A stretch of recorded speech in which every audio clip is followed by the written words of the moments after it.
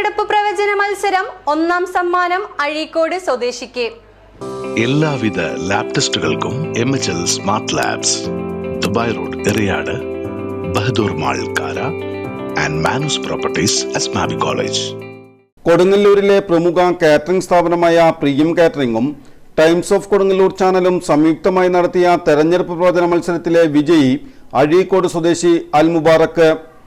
കൊടുങ്ങല്ലൂർ നഗരസഭ ആര് ഭരിക്കും, LDF, UDF, NDA മുന്നണിയിൽ നേടുന്ന സീറ്റുകൾ എത്ര എന്നതായിരുന്നു ചോദ്യം. 2000-ഓളം പേർ പങ്കെടുത്ത പ്രവചന മത്സരത്തിൽ കൃത്യമായി പ്രവചനം നടത്തിയത് അൽ മുബാറക്കാണ്.